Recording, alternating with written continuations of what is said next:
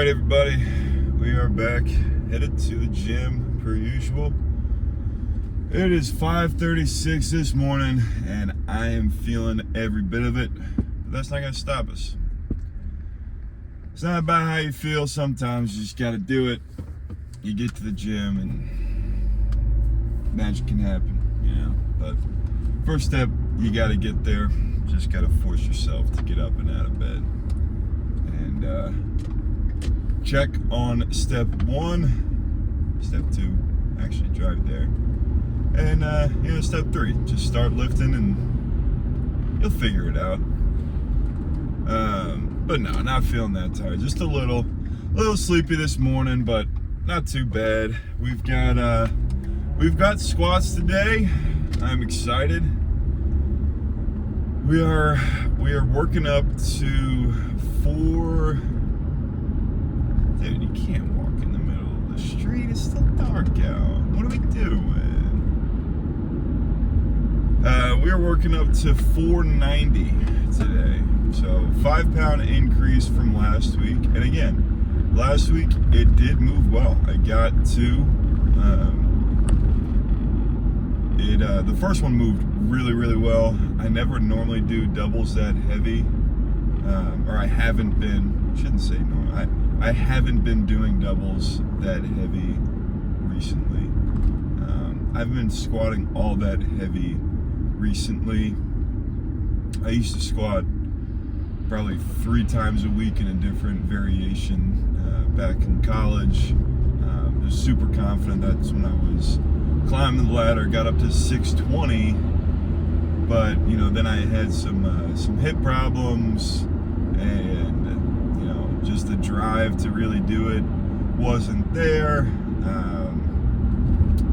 and just haven't made it a main focus of anything. That passion has turned to the deadlifts, but I'd like to get it back, and especially looking at a powerlifting comp, I'd like to have a big squat, and I do enjoy it. It's just there's a little bit of hesitancy there. I don't have the same kind of confidence I used to back in high school, or not even high school, back in college. In college, I literally, every week I felt I was jumping up 5-10 pounds. I could not stop. There was a summer at Gold's there, climbing, got up to like 550, no spot, and I was just moving the weight, and I had all the confidence in the world. Any bar I stepped under, I was squatting that weight, and with the hip problems and just the lack of confidence, I wouldn't say that's necessarily there anymore. And I want to say maybe 2 summers ago, I failed my first squat ever, which is a funny thing to say. I'd been running a powerlifting program at the time, and I failed at 585. Not only was that embarrassing for me numbers-wise, and a lot of factors went into it. Maybe it was just the day, and I was trying to do like a mock meet, never done that before, whatever. I could make all the excuses in the world, which is a silly thing to do given that it was a mock meet in my own gym, in an apartment gym at that. But also had to bail on the weight, and that was the first time ever. And between that and the hip issues, just stepping under a heavy bar has not felt as enticing and as confident as it once was. But slowly but surely trying to bring that confidence back. Also accepting that at a lower body weight, maybe not gonna have that same tenacity out of the bottom of the hole to be able to stand it all back up. So gotta just be aware of what I'm working with, and gotta just slowly but surely bring back the confidence, bring back the baseline, and bring back the volume. So I am starting to get there. There's always a little bit of your life flashing when you're stepping under a heavy weight for a heavy single, but right now 490, I know that's a manageable weight. I'm not too worried about that. As we get to getting heavier and heavier, we'll see. But I think building a solid foundation, not too worried about it. After squats, we got sumo. Last week, that was the first time I'd ever done sumo before. And you know, after an exhausting long squat workout, was really just trying to feel out the sumo and get accustomed to it. So I'm hoping that today I'll actually be able to get the full working weights and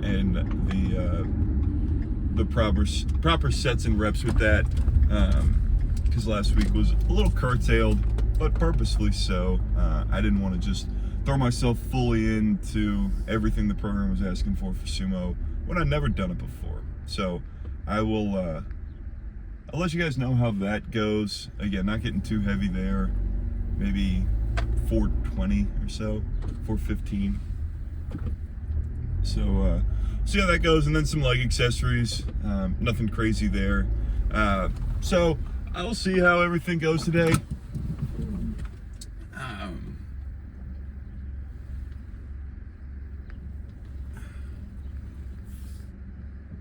Like a glove.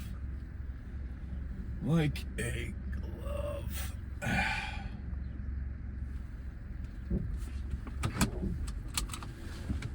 But yeah, gonna down the rest of the pre-workout, head in, get warmed up. As far as warm-up goes, I normally like to just hit the foam roller and some banded workouts, get my shoulders moving. You don't think about warming up your shoulders for squat, but when you got tight shoulders, trying to get under the bar, especially low bar, getting your arms in properly, because you're actually putting a lot of force in through your arms. People don't like to talk about it. People don't like to think about it. Warm up the shoulders, get some banded work. I normally get the hips loosened up just a bit. The groin area, the calves. Gotta work on my ankle mobility. That's one big thing. You know, everyone thinks, oh, I got tight hips. I gotta, you know, my hips. How tight are your ankles? Because my ankles are hella tight. And, you know, that can affect your position as well. It's all connected. Your ankles, your knees, your hips, your lats.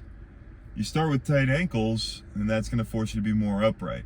Now, if you don't have the hip mobility to be more upright, then you're going to be more, you know, bent over. And it's just, it's a whole lot of things to think about. There's a lot of moving pieces in the squat. I would say it's probably the most technical. I don't know if that's a hot take. Deadlift, sure, there's a lot that goes into the setup and a lot to think about.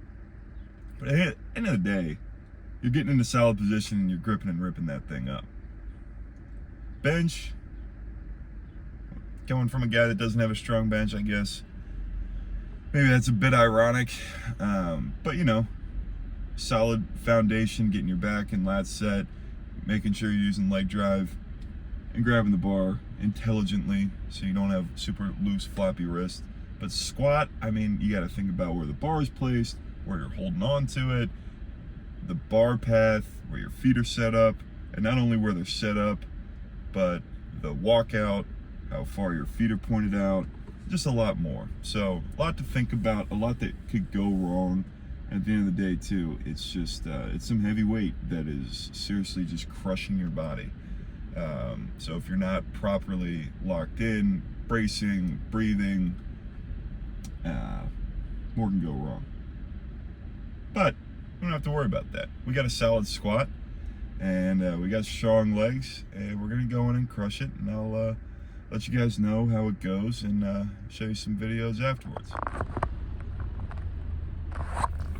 Alrighty, crew, we are back. Another rainy day, as you can see, but finished up the squats, finished up the sumo, all the leg accessories, and as you can probably tell, I am dead.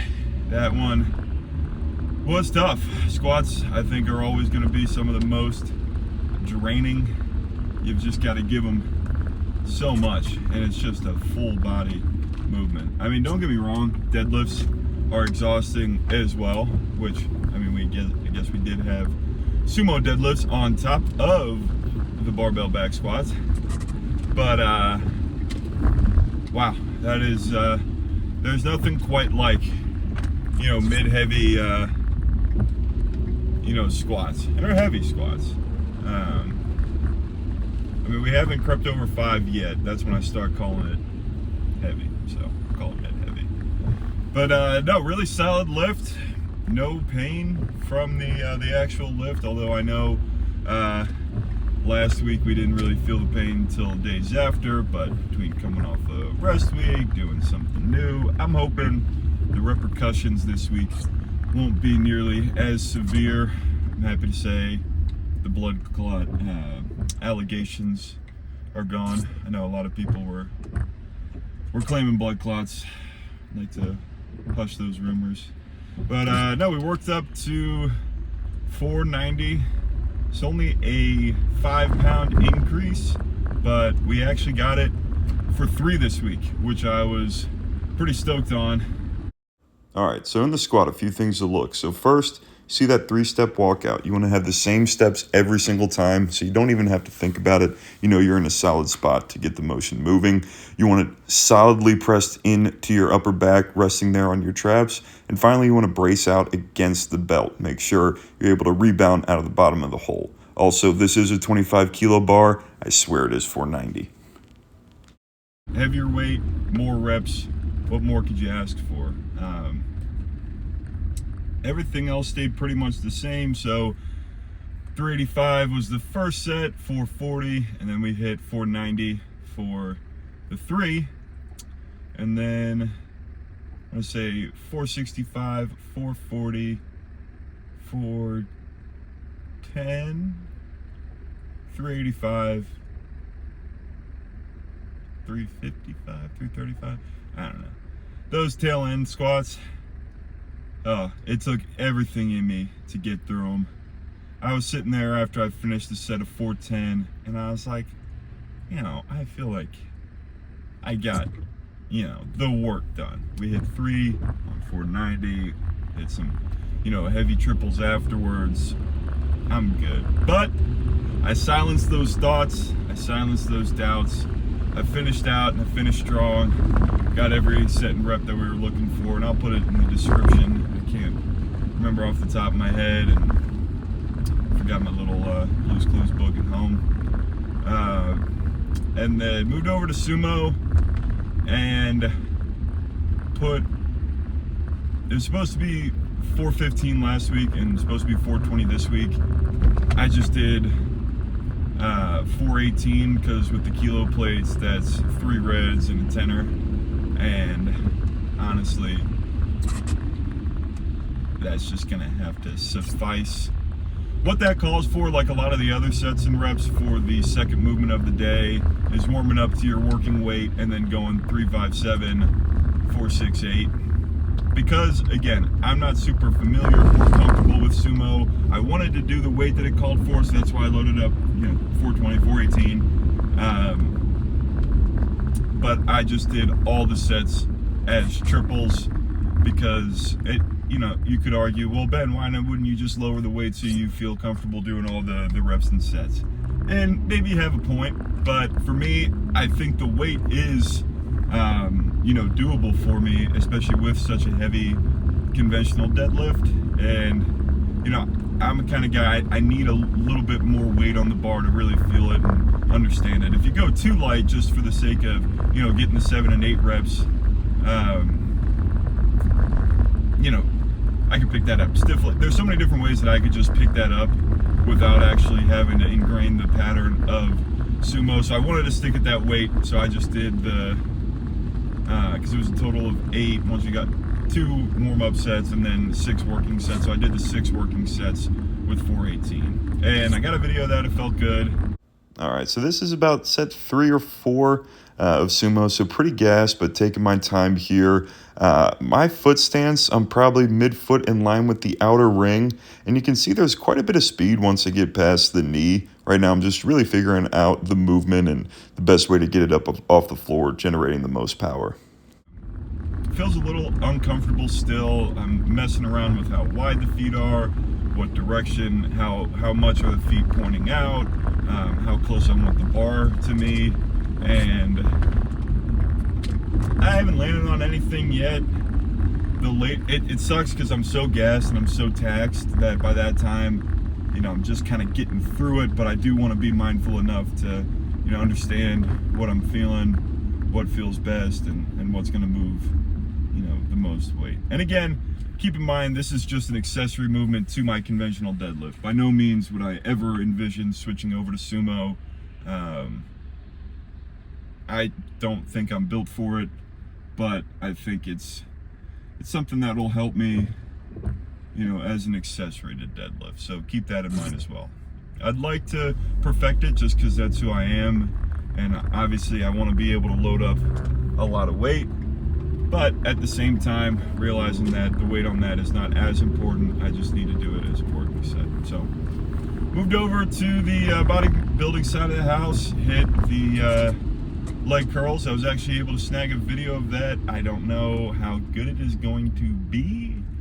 All right, so don't have a whole lot to say on this. At the end of the day, it is just a hamstring machine, but this is definitely one of my favorite machines. You can see you can really lock in. You use that lever arm to lower the weight and get into proper stretched position.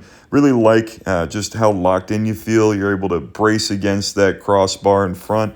I believe this was 250, 260 or so. Was shooting for 12 reps, and you can see on the last few starting to hit that failure point. So I try to crank out a couple more partials to get that final squeeze and contraction on the hams.